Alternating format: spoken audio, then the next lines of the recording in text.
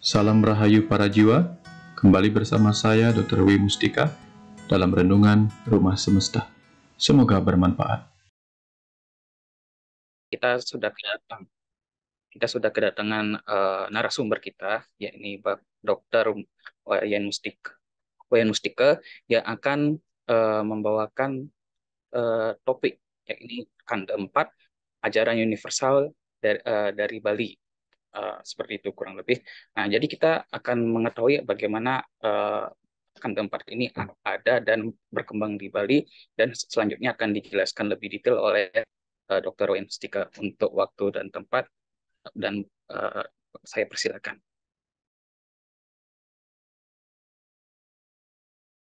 Terima kasih Pak Ide Bagus Gede Megan Adiput Pratama, sampun moderatori. Om Swastiastu.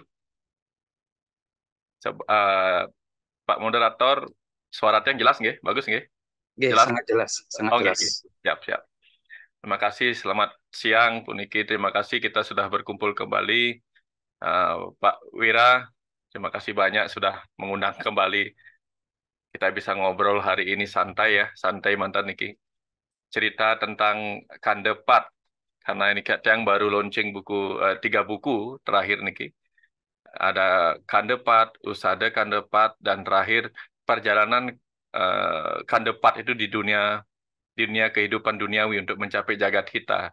Jadi buku yang ke-14 yang baru di launching itu judulnya Surya Pun Pernah Tenggelam.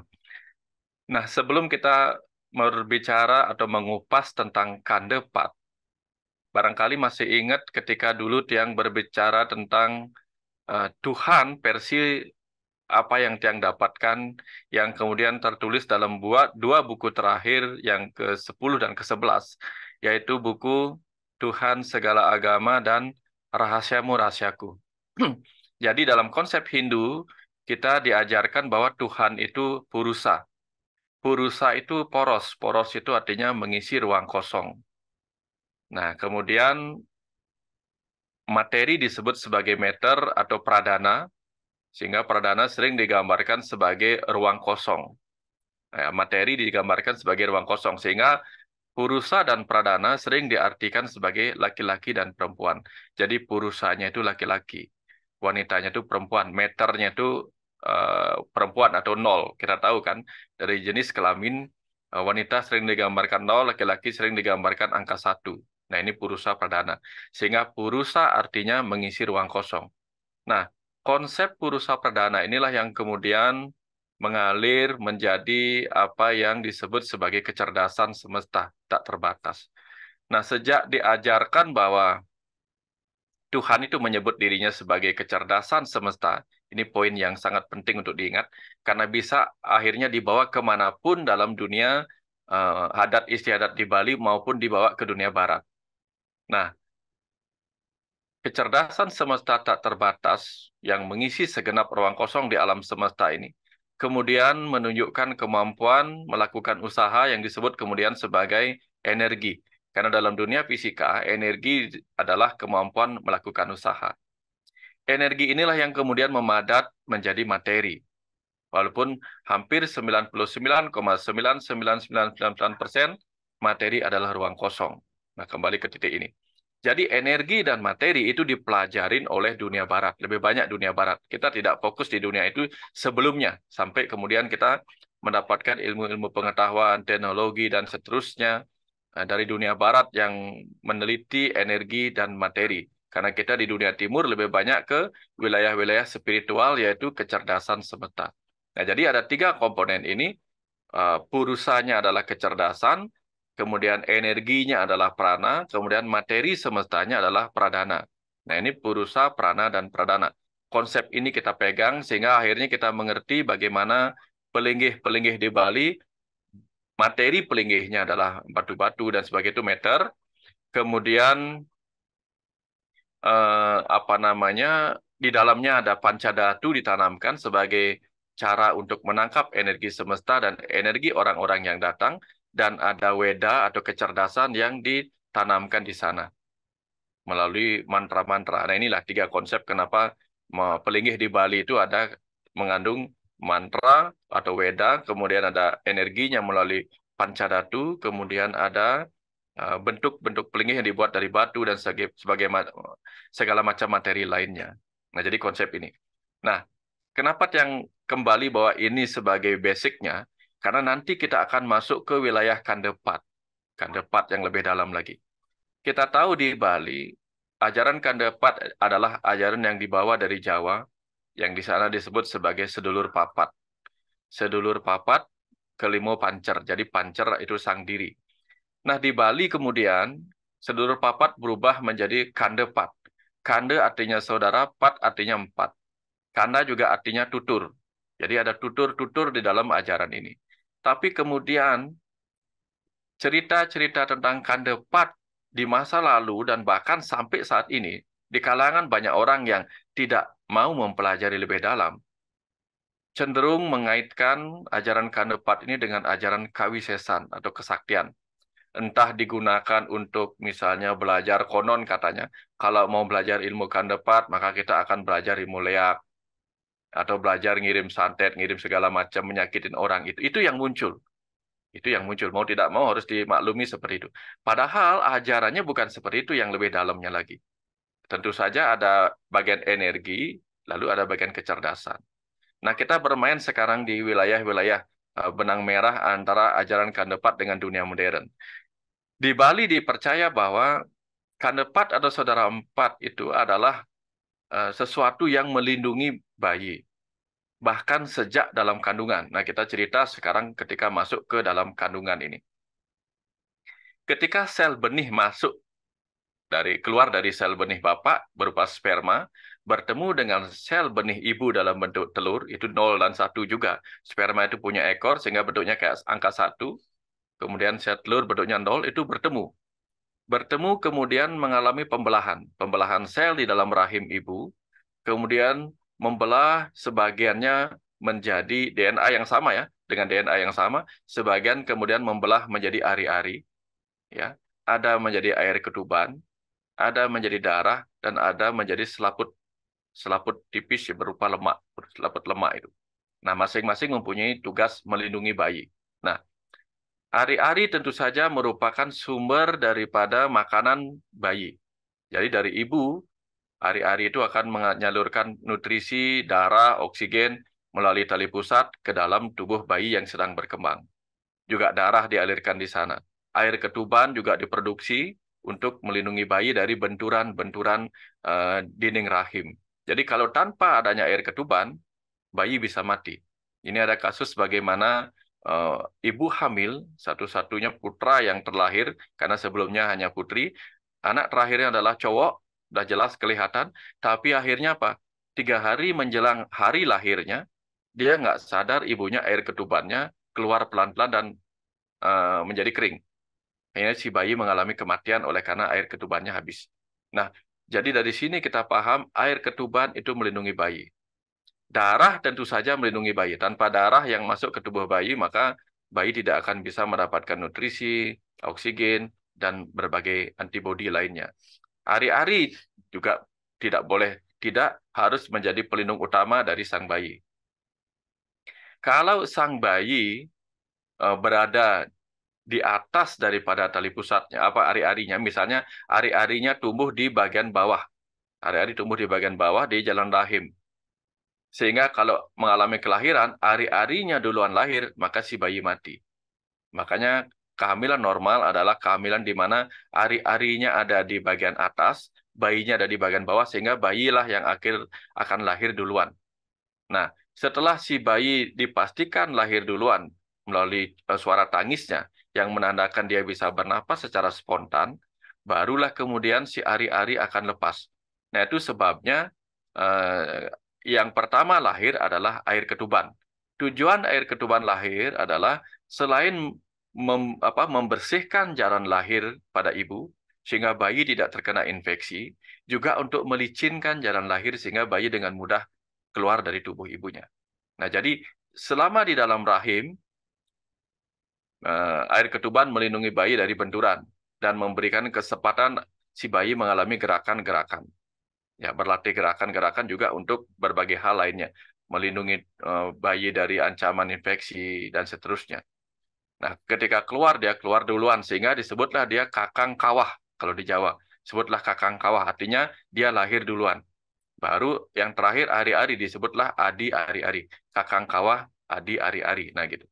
Nah, dalam konsep kedokteran, kita sudah ceritakan tadi bagaimana 4 itu, air ketuban, darah, ari-ari, dan selaput lemak itu melindungi sang bayi. Bayangkan kalau tidak ada selaput lemak yang disebut lamas dalam konsep Hindu di Bali, itu tidak melindungi bayi. Maka selama 9 bulan berendam di dalam air ketuban, tentu tubuh bayi akan keriput. Nah, tapi faktanya tubuh bayi segar-segar saja ketika keluar. Nah, jadi kalau pernah melihat bayi keluar dengan ada putih-putihnya, itu lamas, itu selaputnya. Nah, jadi dari sini kemudian kita yakini satu hal saja, intinya adalah apa? Bahkan sejak diciptakan pertama kali melalui proses pembelahan, ya 4 bagian itu, air ketuban, ari-ari, darah, dan lamas itu melindungi si bayi. Begitu keluar pada saat lahir, mereka juga melindungi si bayi. Nah, di luar sana, setelah lahir, orang Bali percaya kemudian bahwa perlindungan itu tidak akan berhenti sekalipun si materi sudah hancur. Sehingga materi ari-ari, air ketuban, darah, dan sisanya itu yang bisa dikumpulkan, akan dikumpulkan di dalam sebuah tempat, lalu ditanam, kemudian diberikan sesajen. Nah, kemudian karena apa? Karena dianggap masih hidup. Hidup dalam arti bukan bernyawa, tetapi memiliki sifat energi. Nah, jadi kembali ke cerita di awal, ini maksud yang tadi cerita tentang kecerdasan, energi, dan materi. Di setiap materi air ketuban, darah, ari-ari, dan lamas itu materi itu ketika ikut lahir bersama materi tubuh bayi, mereka akan ditanam, lama-lama materi itu akan hancur, tapi materi itu akan terurai kembali menjadi energi yang cerdas. Jadi ada 2 sisanya. Materinya hilang, sisanya adalah energi dan kecerdasan. Nah, energi dan kecerdasan inilah kemudian tidak pernah terpisah dari sang diri itu, sang bayi itu, yang terus menemaninya kemanapun.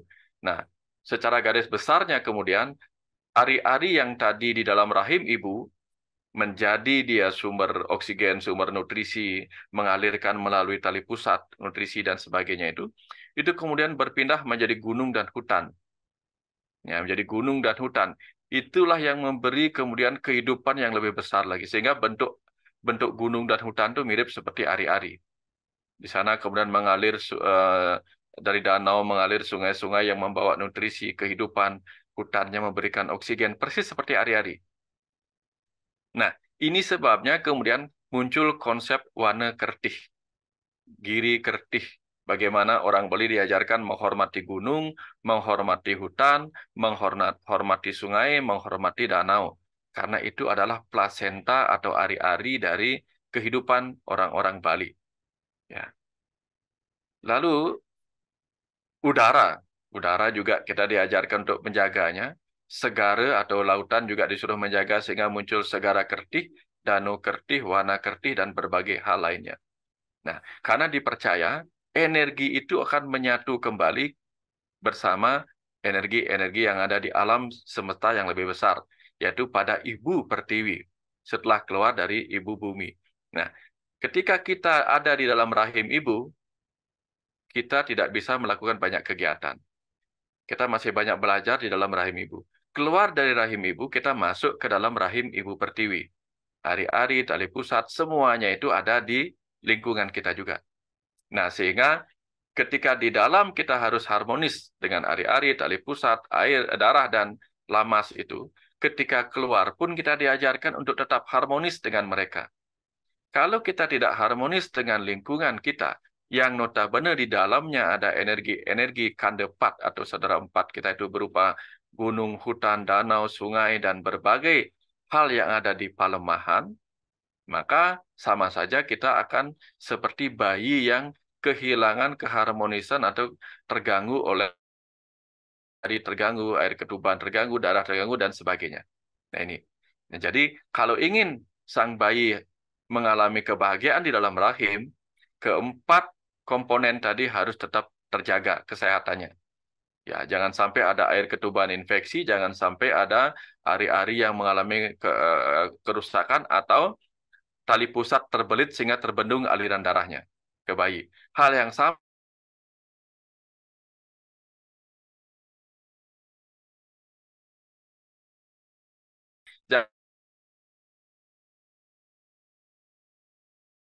Putus-putus Pak Wayan. Masih putus-putus. Dokter ya.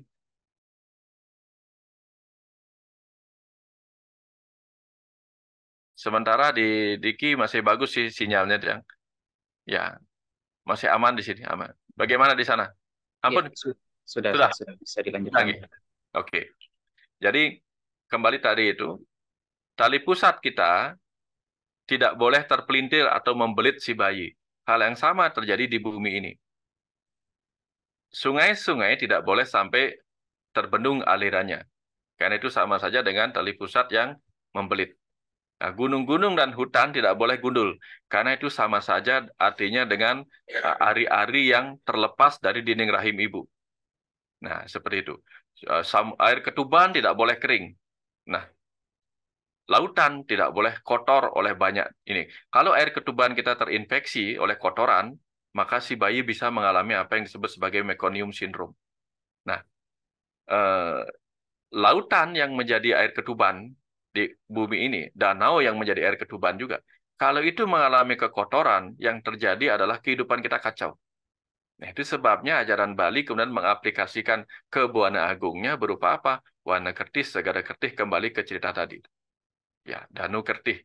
Karena orang Bali diajarkan untuk mempercayai apa yang terjadi pada Buana Alit berkaitan dengan Buana Agung. Demikian sebaliknya. Nah, jadi ini pelajarannya. Nah, itu baru akhirnya kita paham kenapa di Bali ada ajaran bagaimana kita kalau ingin mencapai jagat hita, kita harus harmonis dengan lingkungan atau pelemahan. Itu bagian dari konsep Trihita Karana. Itu. Dari sini selesai satu bagian bagaimana Kandepat buta. Buta itu artinya materi. Ya, buta itu artinya materi. Materi atau dark energy atau dark matter sehingga disebutlah dia buta. Nah, Panca Mahabuta kemudian menjadi Pertiwi, Apah, Teja, Bayu, Akasa. Benda padat, benda cair, benda gas, cahaya, dan sebagainya. Nah, itulah yang sama-sama kita butuhkan dan harus kita jaga di bumi ini. Nah, semua yang disebut Panca Mahabuta itu ada di dalam lingkungan kita. Sehingga harmonis dengan Panca Mahabuta dalam lingkungan kita. Jadi tidak mencemari air, tidak mencemari udara, tidak menghalangi cahaya masuk ke dalam kehidupan kita, tidak menghalangi benda-benda padat berupa makanan, atau tanah, pertanian, dan sebagainya mengalami kehancuran. Itu adalah cara kita menjaga saudara empat kita yang ada bersama kita di luar rahim ibu, yang ada di bumi ini. Itu pertama. Nah, kemudian dalam ajaran Kandepat, diberilah kemudian mereka nama. Yang ari-ari, yang air ketuban kemudian diberi nama Anggapati. Darah kemudian diberi nama Prajapati. Ya. Ari-ari kemudian diberi nama Banaspati dan Lamas diberi nama Banaspati Raja. Mereka diberi nama. Nah, pertanyaannya sekarang tuh begini. Kenapa yang sebut kemudian ini ajaran universal?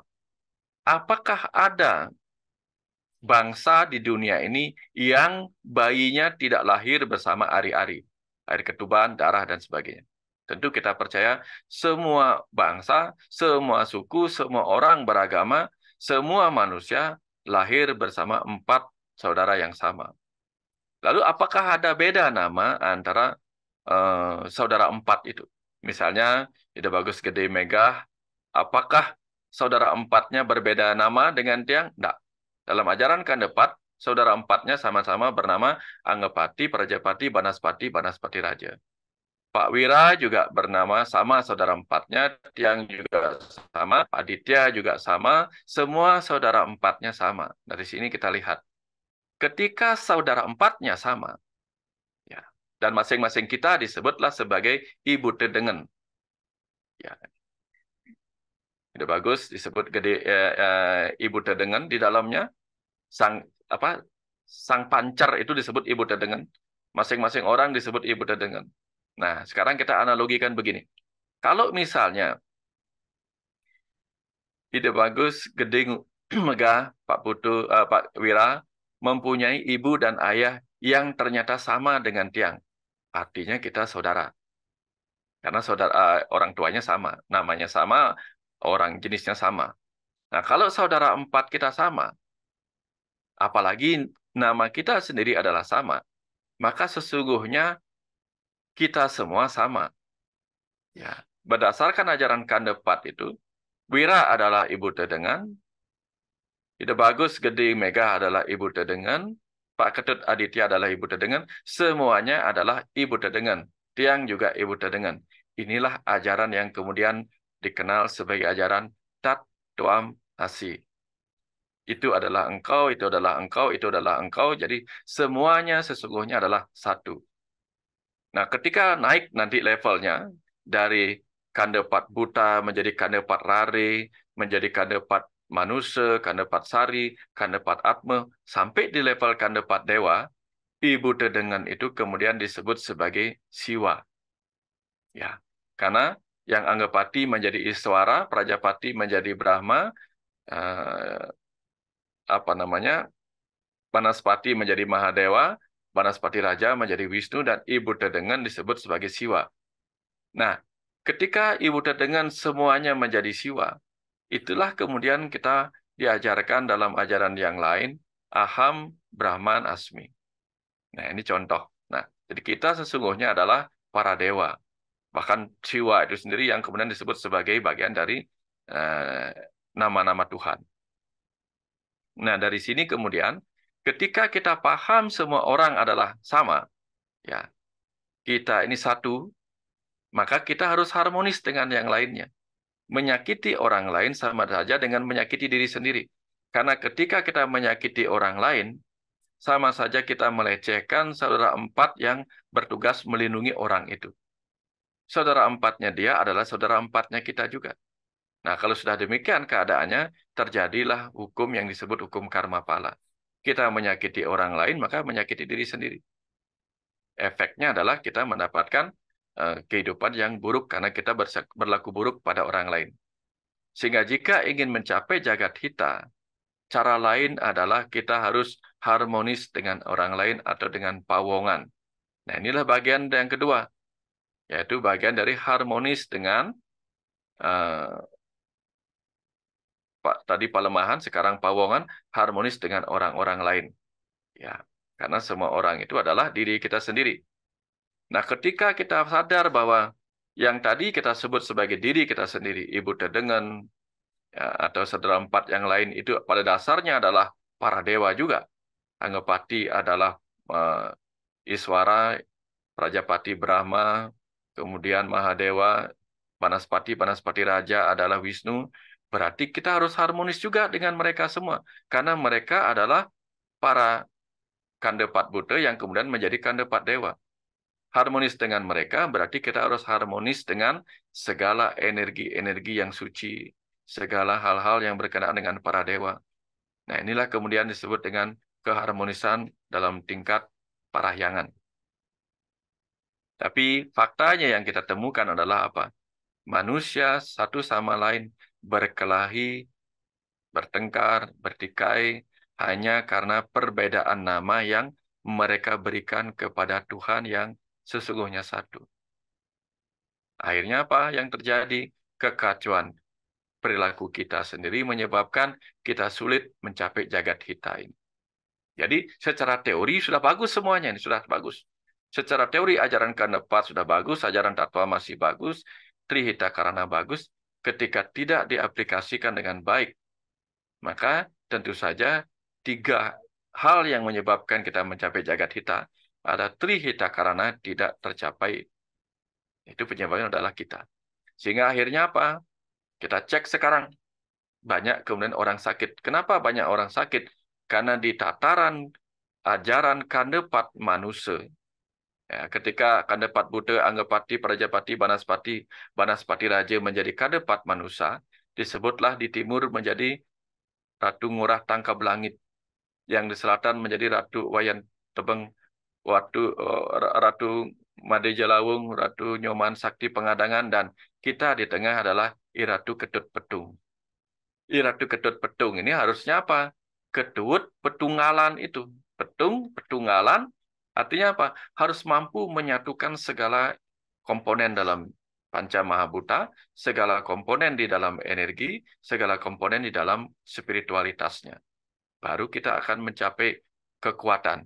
Kalau kita mampu menjadi Ratu Ketut Petung, Ratu itu penguasa, penguasa Ketut yang mampu pada akhirnya Ketut mengikuti petunggalan antara tubuh, pikiran, jiwa. Tubuh itu materi, materi itu buta. Jadi Panca Mahabhuta, kanda 4 buta menyatu dengan kanda 4 manusia. Manusia itu pikiran. Dan menyatu dengan dewa. Karena apa? Di ajaran Bali diajarkan. Buta ya, manusia ya, dewa ya. Kita ini 3 komponen yang saling harusnya menyatu, menunggal. Baru kita akan menguasainya. Nah, kalau kita sudah bisa menunggalkan semuanya itu, maka kita akan menjadi tubuh yang ibuta dengan. Ibuta dengan artinya apa? Memiliki karisma, medengen. Ya, jadi dengan menyadari siapa diri kita, maka kita akan memiliki karisma, memiliki taksu, memiliki kekuatan, sehingga kita medengen. Makanya di Bali kemudian diajarkan, kalau kita prosesnya mau naik kelas dari anak-anak menjadi remaja, mau potong gigi, ada upacara madengen-dengen. Artinya apa? Kita kemudian diajarkan, inilah kamu sebagai manusia yang sudah beranjak dewasa, menjadi ibu dedengan yang sadar dirinya sudah beranjak dewasa. Seseorang yang sudah menyadari dirinya beranjak dewasa, maka dia akan menjadi remaja atau orang dewasa yang medengen. Tidak naif seperti anak-anak. Ya, sehingga nanti kalau menjadi pemangku, ada lagi upacara madengen-dengan pemangku. Artinya apa? Orang itu diajak menyadari dirinya. Ibu dedengen hari ini sudah menjadi pemangku. Jalankan sesananing pemangku. Jalankan tugas-tugas sebagai pemangku. Sehingga nanti medengen menjadi pemangku. Nah, jadi pejabat.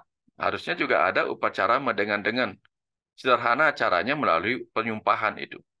Jadi kalau dia sadar dirinya adalah pejabat A, pejabat B, pejabat level ini, maka kalau dia sadar itu, dia sadar aturannya, tata kramanya pejabat itu, maka dia akan menjadi pejabat yang madengen. Karena dia adalah ibu dedengan yang menyadari siapa posisinya sekarang. Ini contoh-contoh ajaran-ajaran Kandepat yang bisa diaplikasikan ke dalam kehidupan nyata. Izin sebentar, yang minum.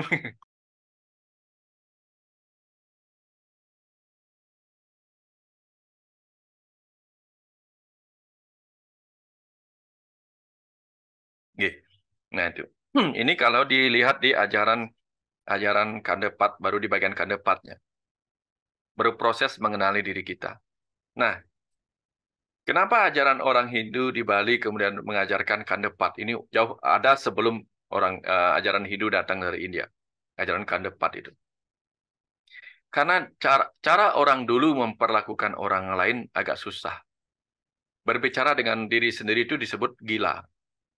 Nah, tapi kalau dia berbicara dengan saudara empatnya, dia tidak disebut gila. Padahal saudara empatnya itu adalah dirinya. Ketika dia berbicara pada gunung, dia berbicara pada dirinya. Itu karena saudara empat itu adalah dirinya. Dia berbicara pada pohon, dia berbicara pada dirinya.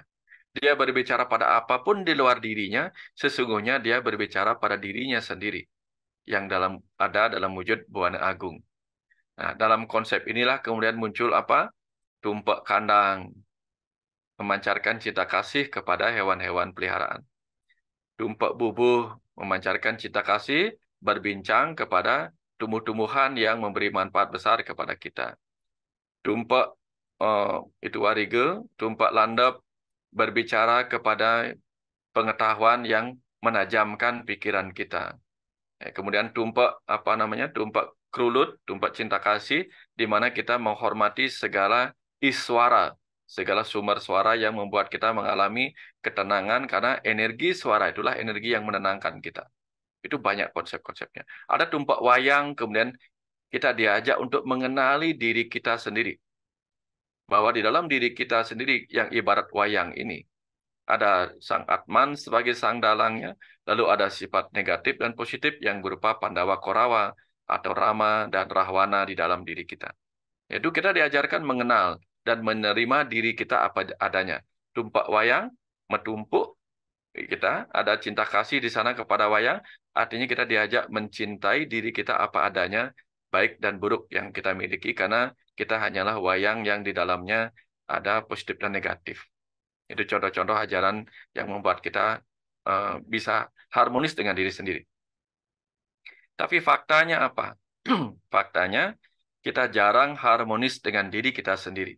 Sehingga kita pun tidak harmonis dengan orang lain, tidak harmonis dengan lingkungan, bahkan tidak harmonis dengan Tuhan. Ya. Sehingga kita sering mengalami stres. Stres karena apa? Stres kepada keadaan kita sendiri. Ya. Stres oleh peningkatan kita sendiri, padahal hidup ini adalah ruang belajar. Ketika kita berbicara hidup adalah ruang belajar, maka hidup ini adalah ruang di mana kita akan mengalami naik kelas, naik kelas, naik kelas. Ya. Tapi sayangnya, kadang kita naik jabatan, kita stres. Kadang kita turun jabatan, juga stres. Naik kekayaan, kita stres. Turun kekayaan, stres. Bertambah banyak teman, stres. Berkurang temannya, stres. Nah, jadi kita kenapa tidak selalu mengalami stres karena dua hal itu? Karena kita tidak harmonis dengan perjalanan hidup kita yang memang dibimbing mengalami kenaikan-kenaikan kelas. Ya, kita enggan menambah kesadaran diri kita. Akhirnya yang terjadi apa? Kita banyak mengalami penolakan-penolakan terhadap hidup kita. Nah, pikiran kita kemudian banyak menolak hal-hal di luar diri kita. Padahal semua pikiran yang ada di luar diri kita itu adalah kandepat manusia. Kandepat manusia. Nah, tadi di kandepat Buddha, dia disebut Anggapati, Prajapati, Banaspati, Banaspati Raja. Begitu jadi kandepat manusia, disebutlah dia Ratu Ngurah, Ratu Wayan, Ratu Nyoman, Ratu Made, Ratu Nyoman, Ratu Ketut. Kenapa disebut ratu? Karena ratu itu penguasa. Kenapa disebut kandepat manusia? Karena manusia itu artinya manas atau pikiran. Ketika seseorang tidak bisa menguasai pikirannya, tidak bisa menjadi ratu ketut petung, yang tidak bisa menunggalkan petunggalan antara pikiran, perasaan, ego untuk sebuah keharmonisan kerja, maka orang itu tidak akan mencapai tujuan jagat hitam maupun moksa. Ini ajarannya. Kalau orang itu serius mempelajari kandepat manusia, mempelajari dirinya sendiri sebagai pikiran, maka apa yang terjadi? Dia akan belajar pada bagian dari dirinya yang bernama Ratu Ngurah Tangkap Langit. Ratu Ngurah Tangkap Langit artinya apa? Langit yang melingkupi semuanya. Artinya apa? Berwawasan luas. Jadi kita harus menguasai wawasan yang luas. Ya, ajaran dari Ratu Ngurah Tangkap Langit disebut sebagai segara tanpa tepi. Nah, artinya apa? Ketika kita belajar apapun, maka kita harus yakin bahwa sebanyak-banyak kita mempelajari apapun, kita tidak boleh jumawa. Tidak boleh merasa sudah tahu segalanya. Karena ilmu pengetahuan itu bagaikan segara tanpa tepi. Gitu. Itu ajaran dari sang kandepat manusia yang bernama Ratu Ngurah Tangkap Langit. Bergeser ke selatan, disebutlah dia Iratu Wayan Tebeng. Ajarannya adalah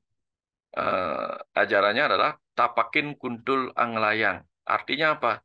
Ketika kita sudah menguasai banyak pengetahuan, lalu kita berkreasi, menciptakan, tujuan utamanya bukanlah untuk menunjukkan siapa diri kita, menunjukkan bahwa kita mempunyai nama dan sebagainya, bukan. Karena kita harus bagaikan tapakin kuntul anglayang. Kuntul itu burung bangau. Bagaikan burung bangau yang terbang di angkasa. Jejaknya tidak kelihatan.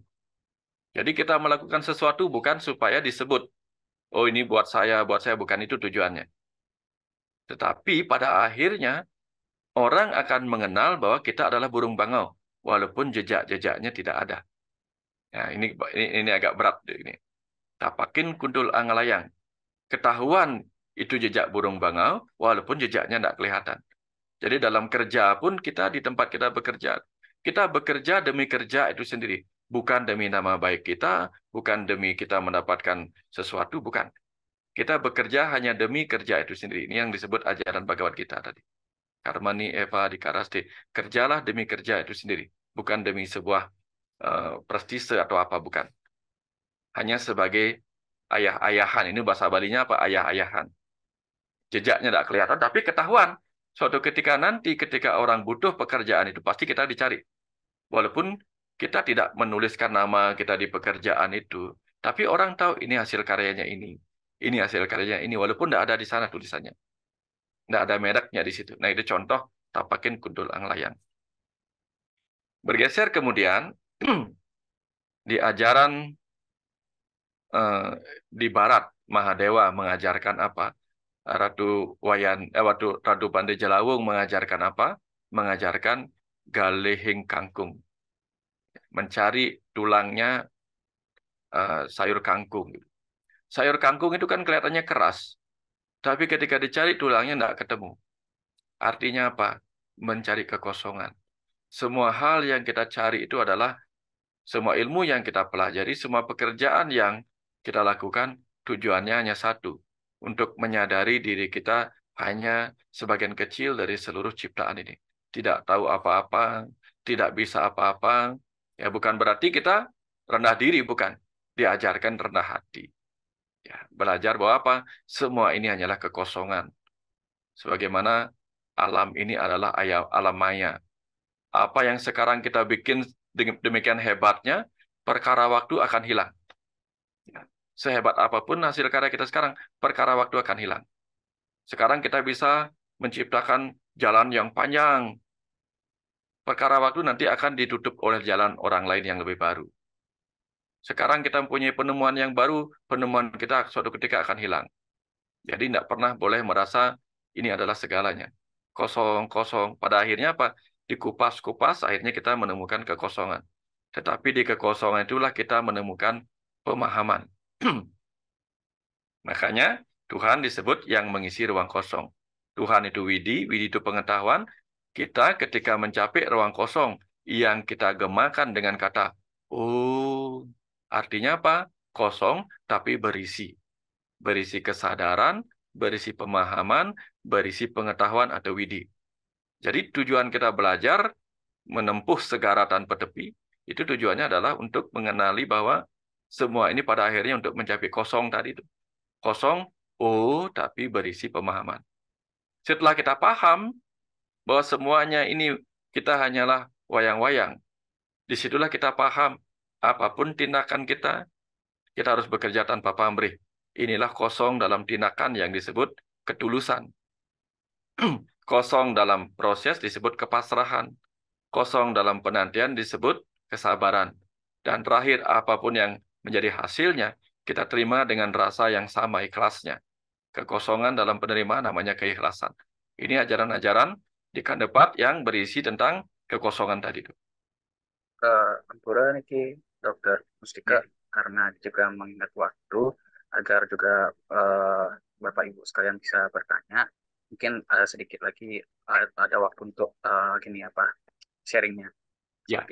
Nanti lagi dua, tadi sudah kekosongan, masuk ke wilayah apa namanya? Wilayah yang ke utara, namanya buluh bumbang. Isihin buluh bumbang, artinya buluh lagi, ruang kosong lagi. Jadi seperti seruling. Nanti setelah kita paham, banyak baca wawasan luas, tidak ada keinginan kita menjejakkan nama baik kita di sini, menyebut diri kita siapa. Pada akhirnya, apapun yang kita ucapkan, itu akan bagaikan buluh bumbang. Suara yang mengalir bagaikan seruling dari ruang-ruang kosong, memasuki kekosongan.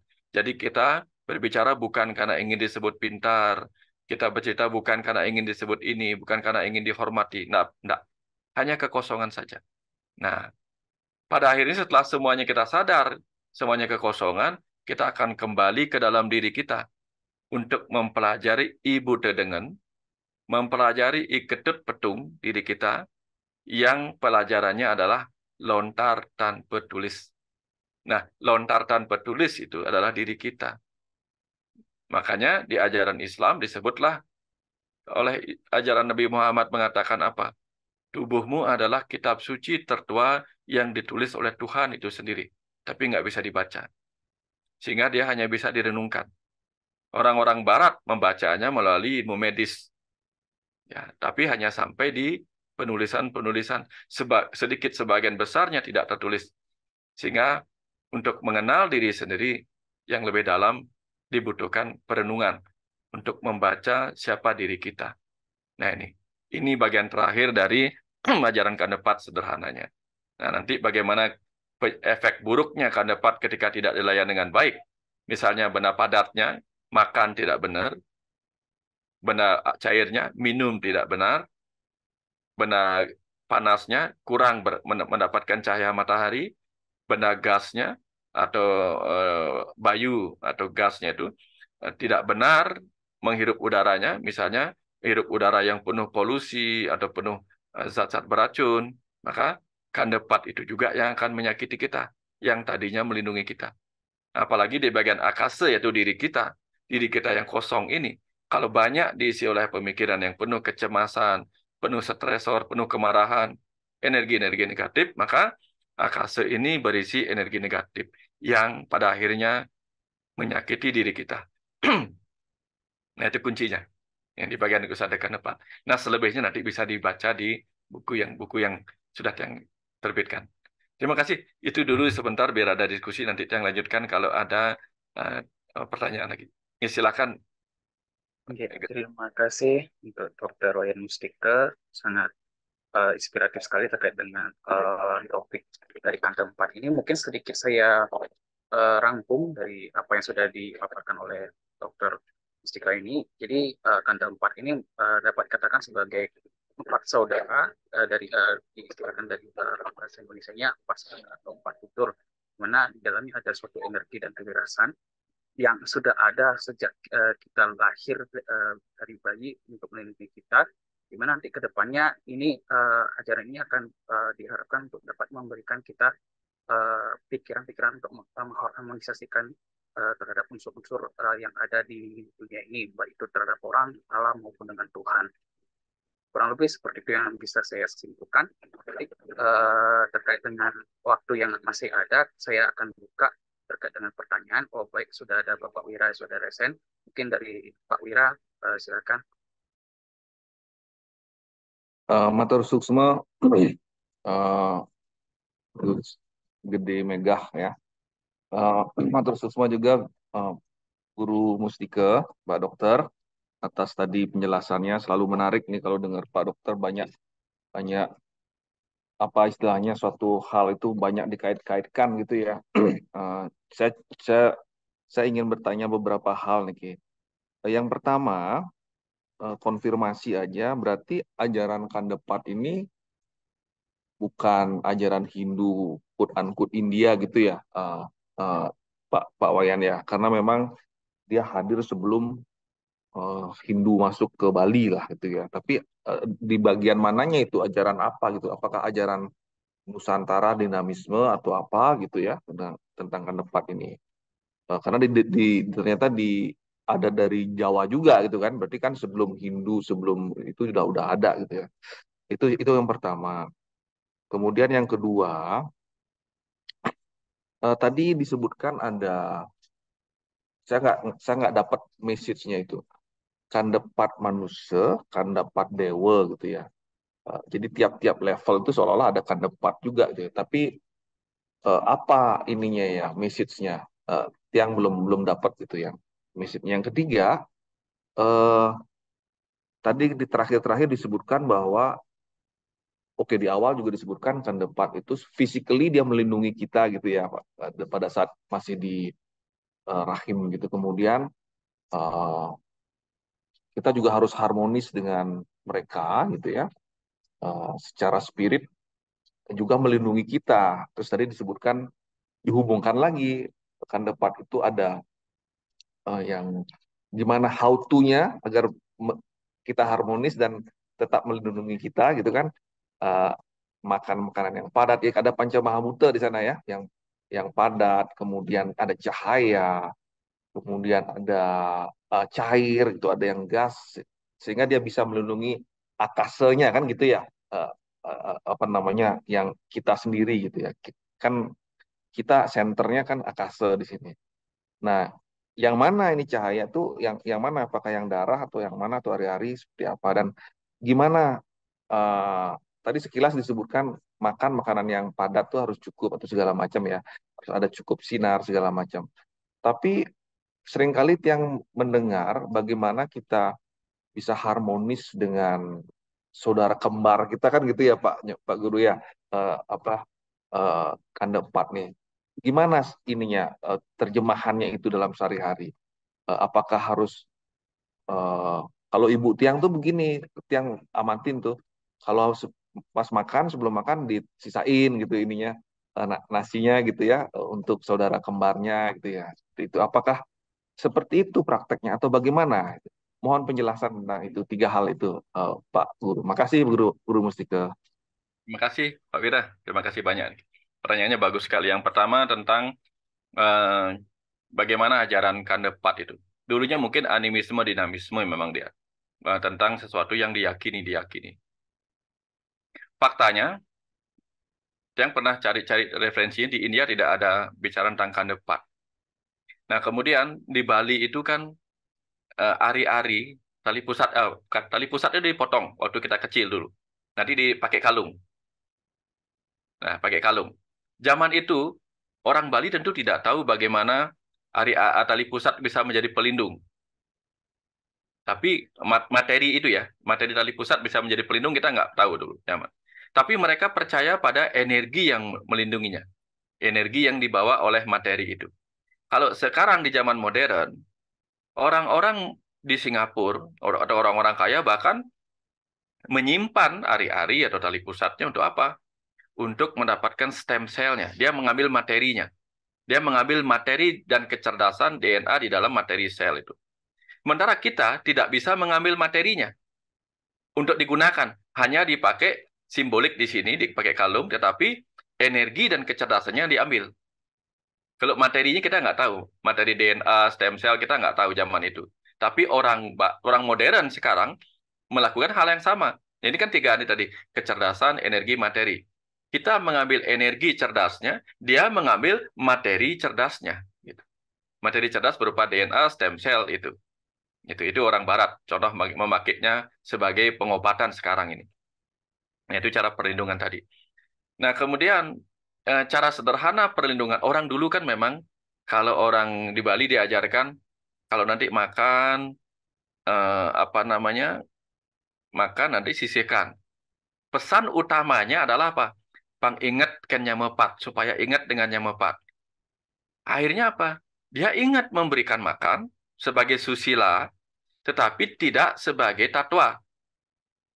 Baru upacaranya apa? Upacara merasa dekat, ya, dekat dengan kandepat dengan memberikan sesajen. Susilanya dia ayab-ayabin gitu. Tatwanya dia tidak pelajarin. Artinya apa? Siapa kandepatmu? Nah, supaya dia ingat, tapi dia tidak mau mengenali siapa yang dia ingat. Nah, sekaranglah proses kita masuk ke wilayah tatwanya. Siapa itu yang kita ingat? Nah, sama dengan, nah membakti nak ingatang, supaya ingat ya Tuhan. Siapa Tuhan?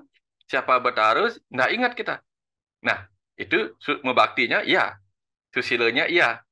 Tatwanya kita belum cari. Nah, di zaman akal budi ini, di zaman agama budi inilah kita belajar tatwanya. Mengupas semua itu, menemukan pengupasan-pengupasannya. Gitu. Nah, jadi tujuan tadi ajaran sederhana orang tua dulu untuk mengaturkan, menyisihkan makanan, untuk mengingat, karena hanya segitu yang dia mampu. Nah, ingetang. Nah, jadi setelah ingat, nah kenali gitu. Ingetang ada ngelah nyama di dini ngelah nyama di natah tua itu misalnya. Ingetang ngelah nyama di ini, tapi siapa nyaman ragu teng tawang harus melalui ke kubu, melalui ke rumah ipar, baru tahu siapanya keluarga di sana gitu.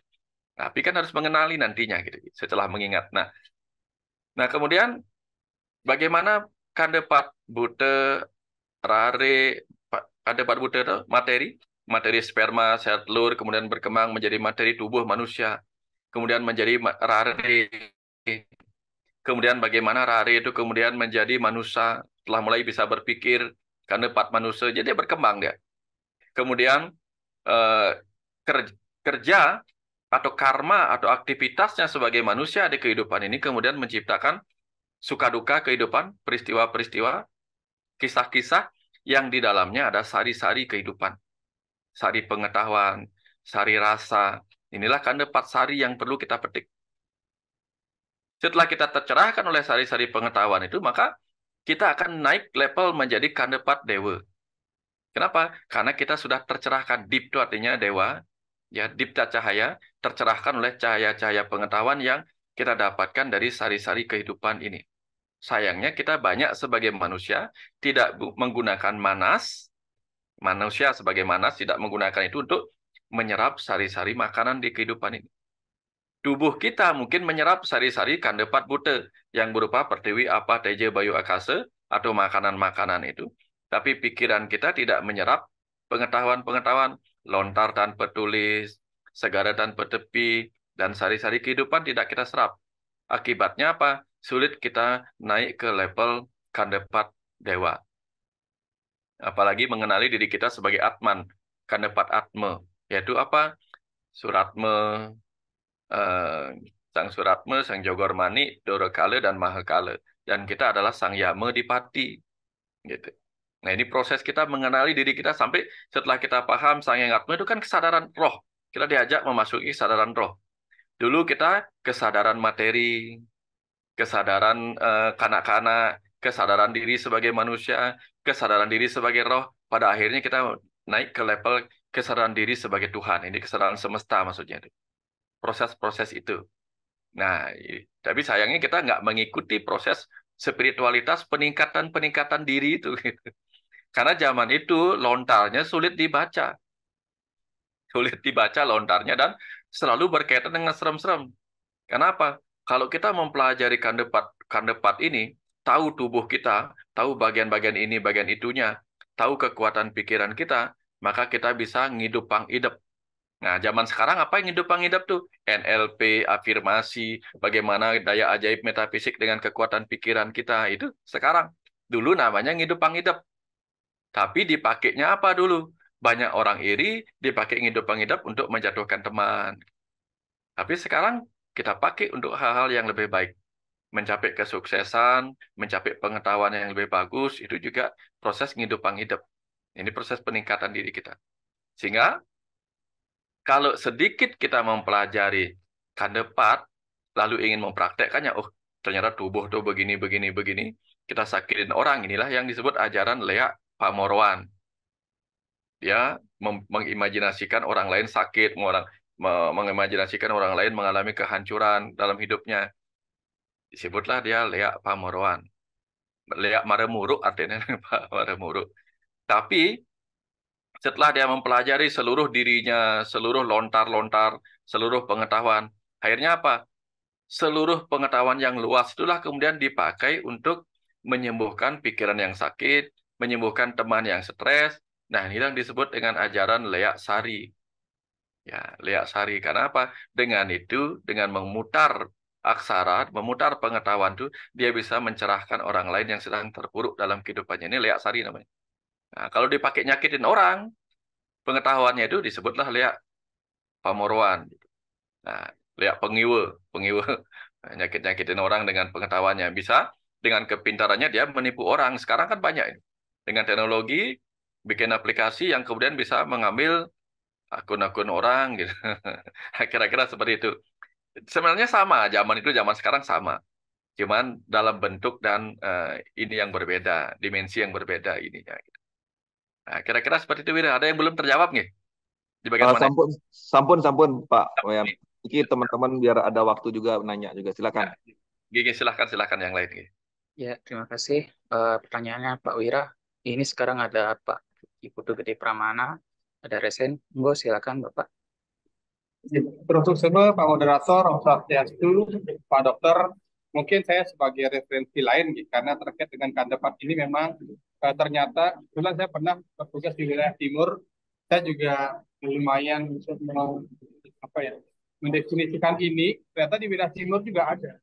Selain seluruh tempat di wilayah Jawa dan sekitarnya, Kandepat di Bali, kemudian yang turun ada namanya Dodomi.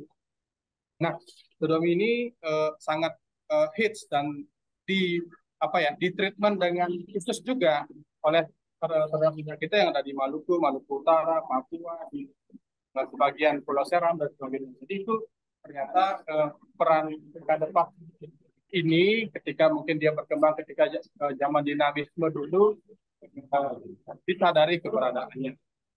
Kemudian dia juga pernah baca sebuah buku yang ditulis oleh Dr. Ahmad Kojim. Jadi ini buku yang kontroversial di kalangan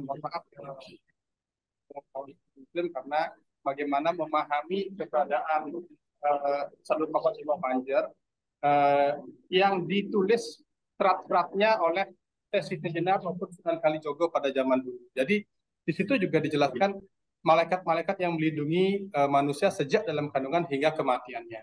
Dan di sana juga jelas gamblang dibaca bagi kawan-kawan yang mungkin paham bahasa Arab mungkin akan lebih pas dapat feeling dari pemaknaan atau filsafat di balik itu. Nanti mungkin itu juga nanti bisa kita bedah buku kalau memang nanti ada waktu. Kemudian yang terkait dengan tadi Kandepat mungkin menyambung juga pertanyaannya Pak Wira di mana posisi Kandepatnya. Sebenarnya juga ada beberapa sumber terutama di Pemangkuan itu banyak disebutkan salah satu misalnya tentang pengastawa pangelukatan Dewaning Rare gitu ya.